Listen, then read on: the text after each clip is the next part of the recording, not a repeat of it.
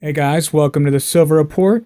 It is Sunday, February 5th, 2017. Gold is currently trading at $1,224.30 on its way up. Silver is trading at $17.67. Looks like we got some excitement ready for the opening of the United States markets tomorrow. And let's get into some of the news that's going to be affecting the economy in a major way. And one of the things that we have going on, despite our mounting debt problem, despite the fact that we can't get the economy and the GDP up above 3%, and we're having some serious issues coming along, is we have the retirement of the baby boomers, which is going to limit the size of the labor force that is trained.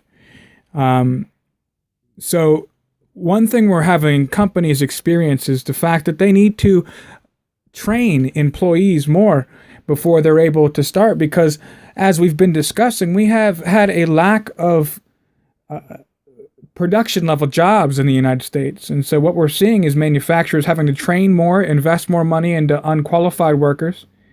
We have our student debt crisis that is crushing all of the young people going through school, going through college, obtaining degrees, and then they go to work not in the field in which they studied. So they are mounting debts. The personal debt problem is completely crushing it. But worse than that, when they go to these colleges, look at what we just saw at Berkeley, these riots. In fact, facing a ruckus crowd here, Republican Representative Tom McClintock on Saturday, he went to go give a town hall meeting. He voiced strong support for President Donald Trump's executive actions to scale back Obamacare, ban visitors from 7 predominantly Muslim countries, and build a wall.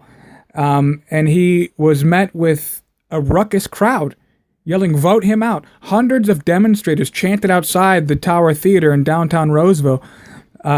The Republican heavy population center of McClintock's sprawling congressional district. Inside the theater, more than 200 people gathered. And attendees were carrying signs that read, "Resist," and "Dump Tom McTrump," and "Climate change is real." They pressed him to denounce the repeal of the Affordable Care Act.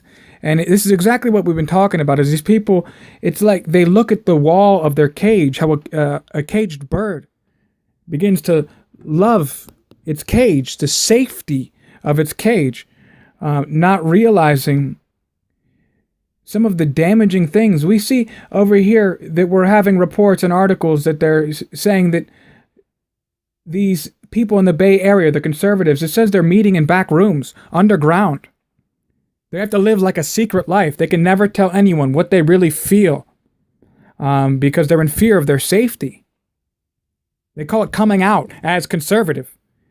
He says it's risky to share his beliefs with somebody. You know, some of their comments, if you witness what happened in Berkeley, actually they are so violent on top of it. I mean, being a conservative in the Bay Area is like being a heretic, says Ward. You lead a double life. You can never tell your friends or coworkers, and that's what we're facing here with this political correctness,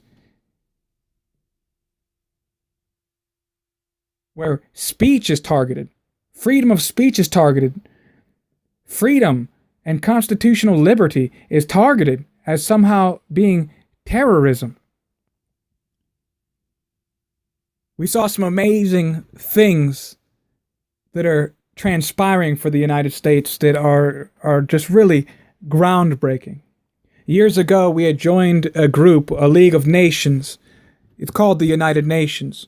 And we see President Trump coming out and making statements saying that the United Nations is not really an effective group. It's costing a lot of money. And he's not really sure, unless he can find some real incentive, that the United States should be a part of such a group, which is amazing.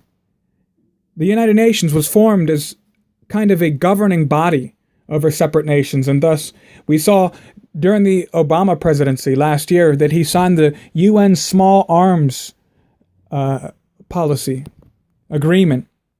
in which he signed it, even though he had sworn an oath to defend the Constitution and to uphold the Constitution, which guarantees the right to bear arms by the United States citizen. But he signed a bill with the UN saying all UN member nations must disarm their civilian populations by 2016. It's no surprise after that we saw a rush in the news and the media talking about mass shootings and gun violence and gun crime and common sense gun laws and trying to enact the terrorist watch list gun ban. And we saw this major move, and we see that this agency is not about American sovereignty, but this agency is about governing countries under one authority that is supreme. What we witnessed during the Obama administration was something unprecedented, never seen before, was that he was appointed in office in the United Nations, one of the highest offices, the head of the UN Security Council, Obama. So he was a sitting president and a leader within the United Nations. It's a separate entity, and it is stripping away the sovereignty.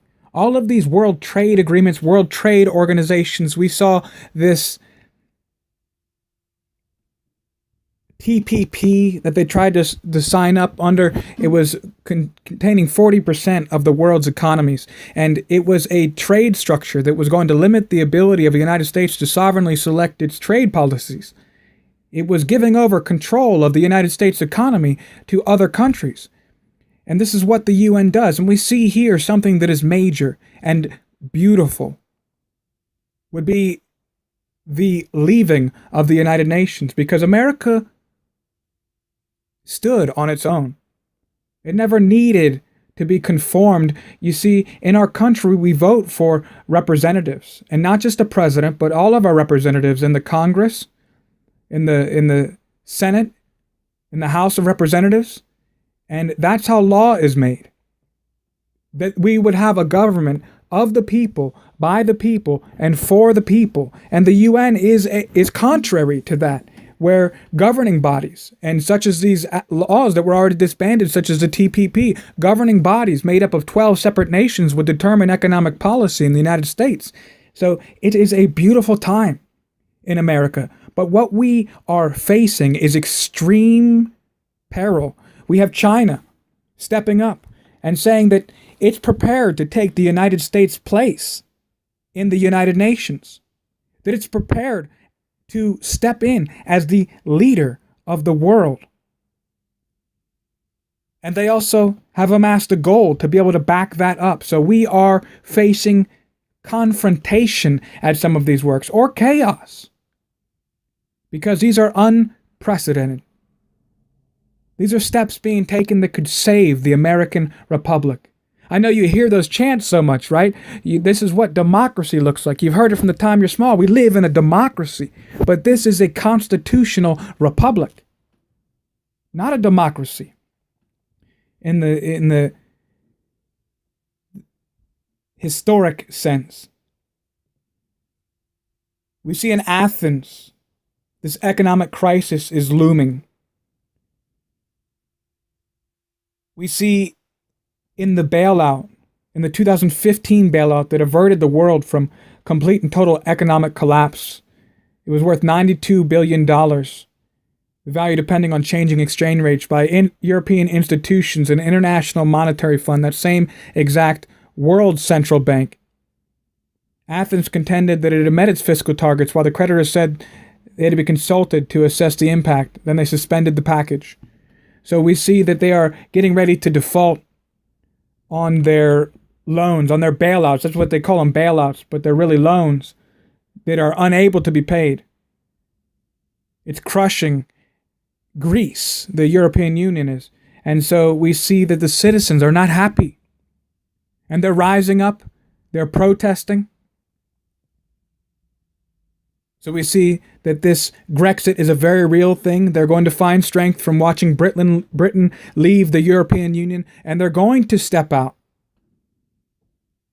We see that bankruptcies in the United States are on the rise, And it's no wonder, because you can only file bankruptcy. It takes 7 years to file again after you file. And since 2008, the crisis where it heated up to its highest point around 2010, 2011, here we are in 2017. So we see U.S. bankruptcy filings by consumers rose 5.4% in January compared to the year before, to 52,421, according to the American Bankruptcy Institute. In December, they had already risen 4.5% from a year earlier. This was the first time that consumer bankruptcies increased back to back since 2010. So since that time, we see that the real economy for the basic American consumer has not gotten better. As we see another round of bankruptcies, which means just what we were talking about, this mounting credit debt, independent credit debt, has been crushing the citizens so much that they're unable to even manufacture funds to pay this back. Business bankruptcies began to surge in November 2015 and continued surging on a year-over-year basis into 2016 to reach a full year total of 37,823 filings. That's up 26% from the prior year and the highest since 2014. So not only are we receiving private consumer bankruptcies, but business bankruptcies. We're seeing cities declare bankruptcies. We're seeing a massive problem mounting from this auto industry where they had this booming surge last year, reporting great numbers. But if the U.S. economy truly was doing great, major retailers would not be closing hundreds of stores. Sears is closing stores. Macy's is closing stores. And a whole host of other big retailers are closing stores because those stores are losing money. It is truly a retail apocalypse. And this trend is not going to turn around until the U.S. consumers start to become healthy financially. And we have seen them declaring bankruptcies on the rise. We see major trouble in auto sales. Compared to 2016, sales were way down in January this year. Compared to January last year, car sales collapsed for all three U.S. automakers. And the largest Japanese automakers didn't do much better. GM, General Motors, is down 21.1%. Ford, 17.5%. Fiat Chrysler, they're negative 35.8%. Toyota is down 19.9%. Honda, the powerhouse of auto manufacturing, down 10.7%. Nissan, down 9%. For all automakers combined, car sales has sagged 12.2% compared to a year earlier. So much was given that there was this massive recovery, and look at auto sales, they're doing great. And we see that it was a lie, massaged numbers, where they're counting sales when they go to the lot, but this surplus is forcing down. And the truth is coming to light. So we see about 2/3 of the nation is essentially living paycheck to paycheck. Most families really struggle to pay bills from month to month. And all it would take when you live like this is a major event, such as a job loss or a significant illness, to plunge them into financial oblivion. In America today, we're told the secret to success is a college education. These young people, they're deeper into debt before they even begin their career. And when it gets time to find a job, there's no jobs. Not for the fields they're studying. This problem is mounting, and the solution is unfavorable to the elite. They want this world for us. And this is why they're rising up the population. This is why you see that people with free market, conservative thoughts can't even speak in the colleges. These are propaganda centers, impoverishing these people while they will fight for their keepers, unaware of what the real world is or what good jobs are, and that student loan repayments are much worse. All right, thank you guys so much for joining me. If you like the content, be sure to subscribe to the channel. There'll be more videos just like this. Like the videos. Leave me a comment in the comment box. Any suggestions you guys might have. I thank you so much for joining me. And really, the only solution is that we get the word out, is that we awaken the masses to this current financial outlook that is going on, not only in America, but in the world right now, is that they are aware and that they are prepared, like you should be yourself. And I thank you guys so much for joining me here on the Silver Report. Remember, stay safe. Hey guys, thanks for joining me again. I told you we had something special coming up. So what we're gonna do, I just got a nice package in the mail. Got 2 brand new 2017 Canadian Maples. Man, I love these coins. What a beautiful coin that is. Oh, I guess you're wondering about the title of the video. That's right. This is Free Silver February, guys. And I figured since the channel's been doing so good and picking up so many subscribers, I thought it was time to give a little something back to my audience. So for every person who subscribed, all you have to do, guys, is comment on 3 different videos the message Free Silver February. And for everybody who types the message Free Silver February in 3 different videos, each 3 videos, you're entered in for a chance to win one of these brand new silver Canadian Maples. Brand new, never touched by human hands. Well, at least since they've been in my possession. Brand new spotless coins. And they're yours, guys. I'll pay shipping. So if you want to partake in the contest, all you gotta do is be subscribed. Type in Free Silver February. I'll make it even sweeter. Every 3 videos you post that comment in, you're entered in.